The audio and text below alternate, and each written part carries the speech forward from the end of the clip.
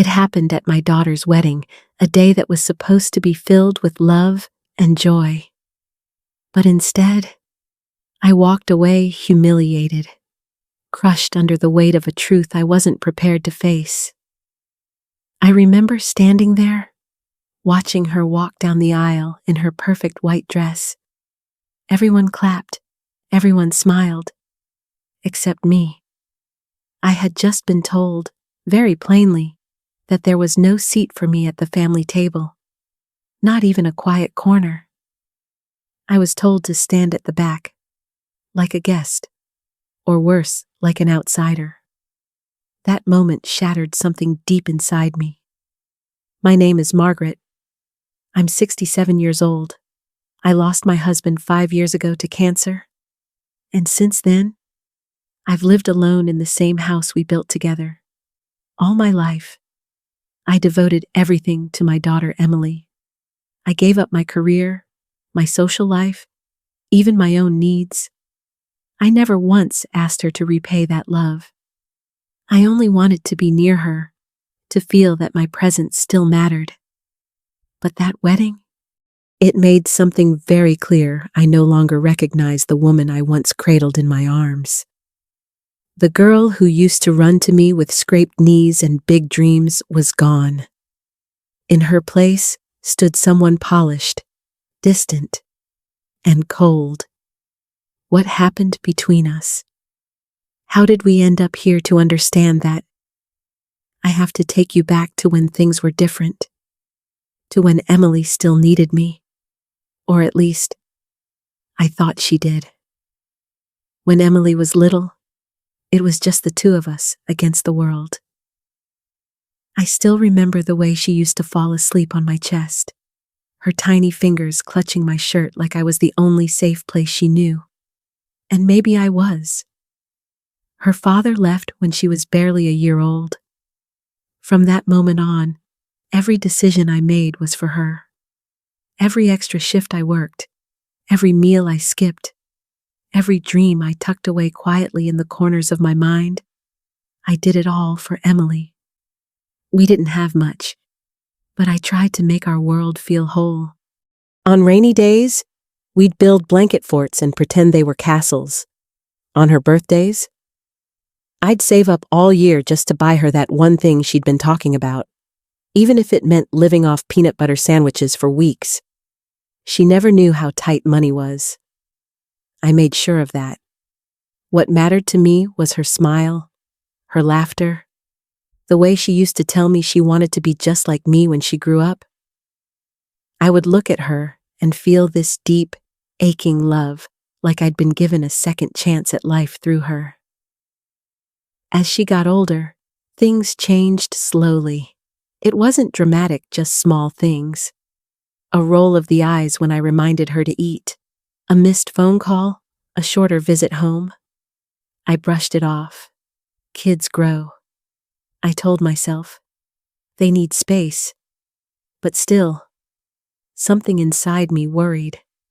By the time she moved to the city for college, I felt the gap widening. She became polished, busy, surrounded by new people, new ways of thinking.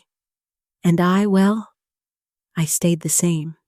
Still sending care packages, still waiting by the phone, still believing she'd turn back around and see me standing there. I never asked her to repay me for the years I gave up. I only hoped she'd carry a little piece of our old bond with her. That maybe, in quiet moments, she'd still remember the warmth of those nights when we had nothing but each other. But now, I wonder, did she forget, or worse, does she remember and simply not care anymore? These questions followed me, quietly, into the next chapter of our lives. The chapter where I packed my bags and moved in with her. Not because I wanted to, but because I thought it would bring us closer again. I was wrong. When I first moved in with Emily, it felt like a blessing wrapped in worry. The fall had shaken me more than I admitted. A broken wrist, some bruised ribs, but what lingered most was the fear.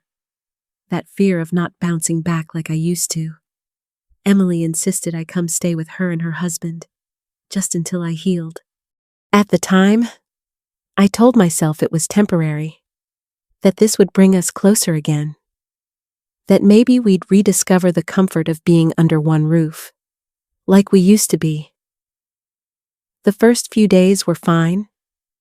She helped me get settled into the guest room, though it felt more like a storage closet with a window. She brought me tea at 9 o'clock every morning, even when I preferred it at 7. I didn't complain. I told myself it was sweet, that she cared. But little things started to change quickly. My favorite blanket disappeared. She replaced it with something she said looked nicer with the decor. My clothes were moved from my suitcase to a dresser I didn't ask for, arranged by her hands, not mine. At first, I tried to see it as love, a daughter fussing over her mother.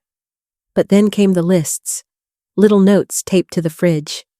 Please don't leave dishes in the sink. Use coasters. Keep volume low after 10. Her handwriting looked cheerful.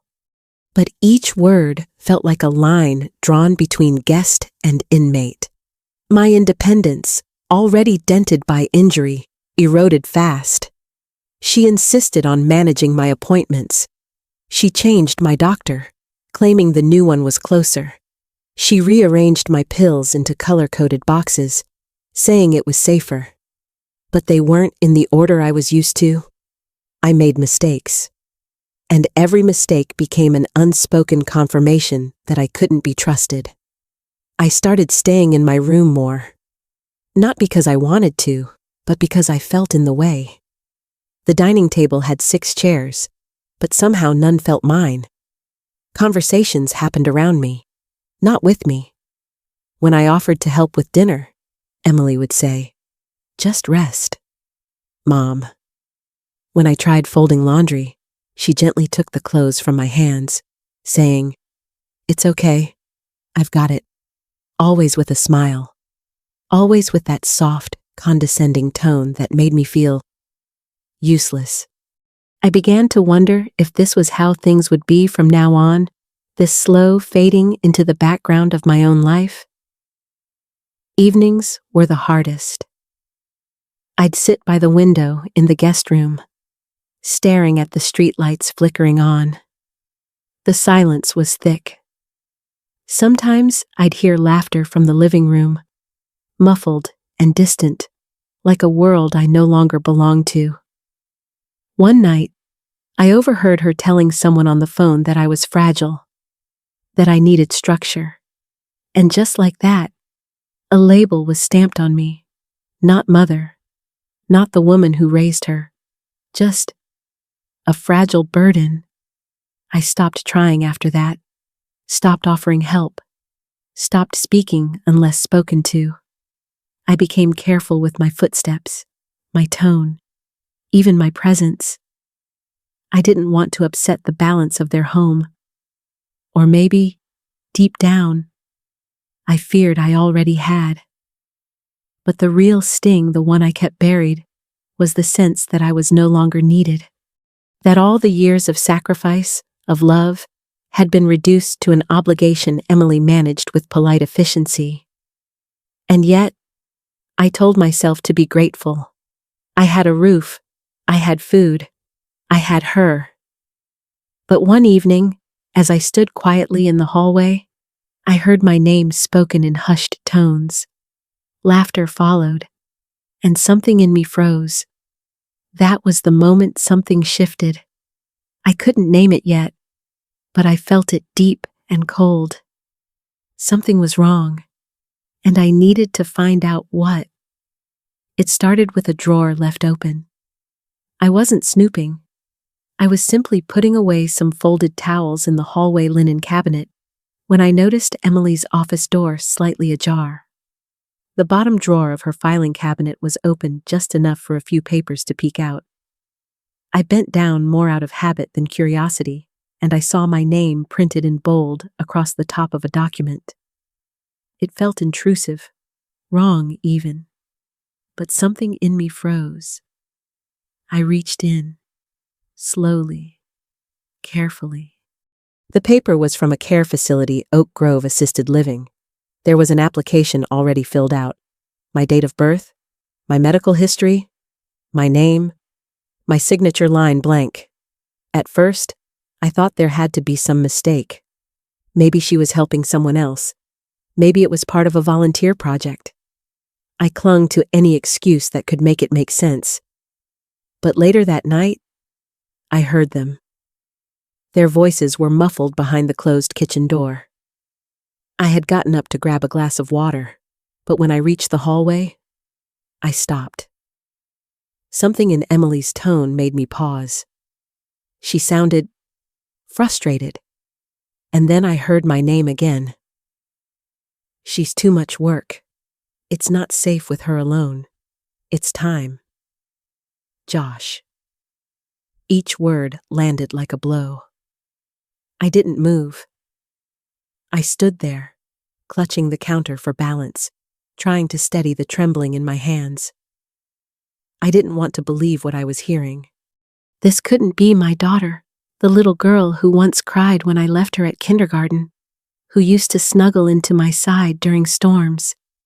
How did we get from there to here? For days after, I said nothing. I watched. I listened. I tried to convince myself that I had misunderstood, that they were just exploring options, not making decisions behind my back. But then I found the brochure tucked into a drawer in the kitchen, next to the coupons and old batteries. Smiling elderly people on the cover, happy quotes in bold letters, dignity, community, peace of mind. There was a sticky note on top in Emily's handwriting. Tour Friday, 2 p.m. That was the moment it all became real. I wasn't just imagining it. They were planning it. Without me. Like I was some old piece of furniture they didn't know where to put anymore. The betrayal cut deeper than I can describe. It wasn't just about the facility. It was the fact that they never talked to me. Never asked how I felt. Never considered what I wanted. I was their mother. I had given them everything. And now, I was being managed, quietly moved off the board like an inconvenient piece. I cried that night, not loudly, just silently, into my pillow, like a child again. But the tears didn't come from weakness. They came from a kind of heartbreak that only comes when love meets quiet cruelty. And yet, in that heartbreak, something hardened in me. If they thought I would go quietly, they didn't know me at all.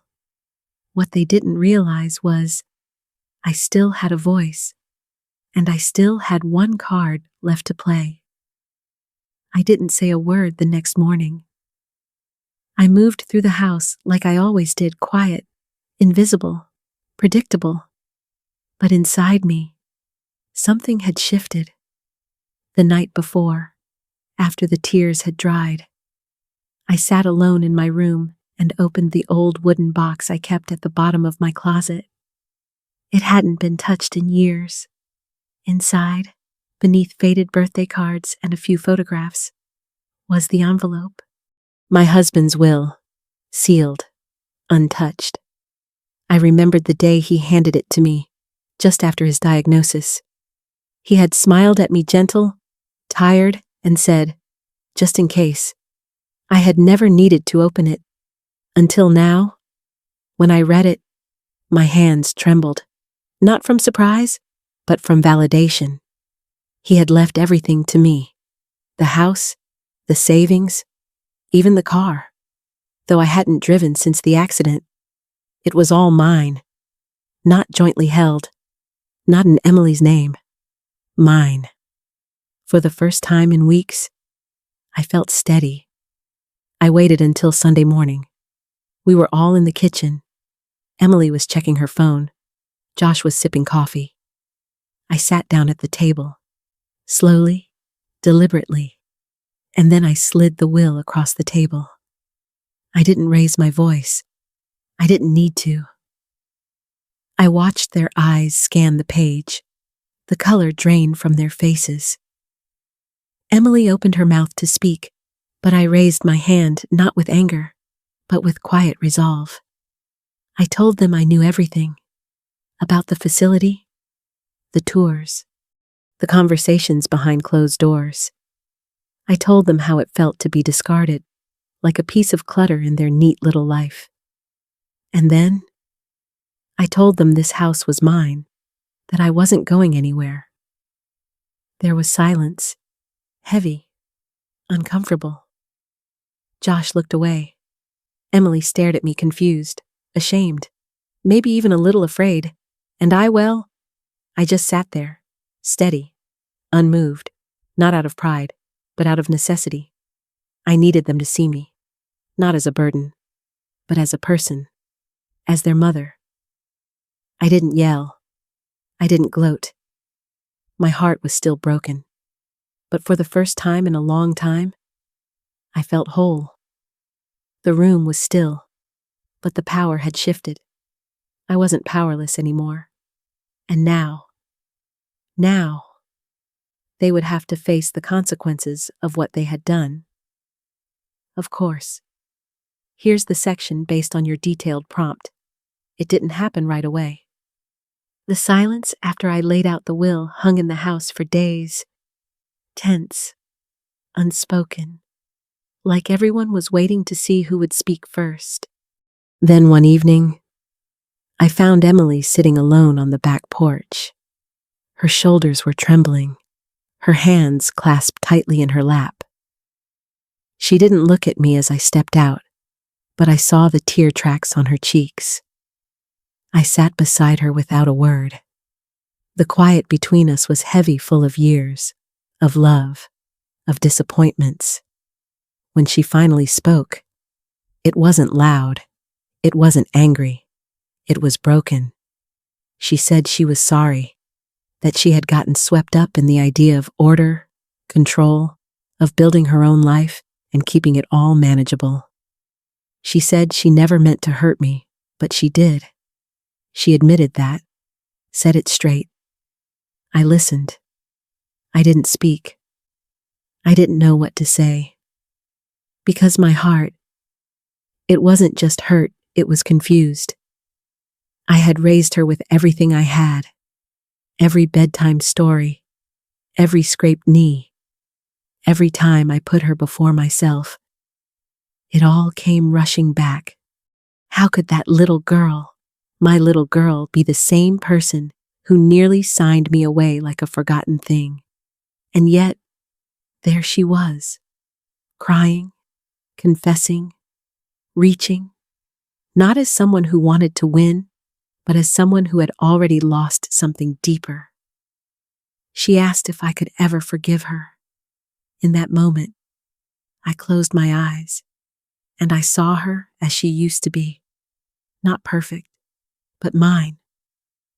I remembered the first time she called me Mama, the way she'd run to me with her drawings, the years she made me feel like I was enough.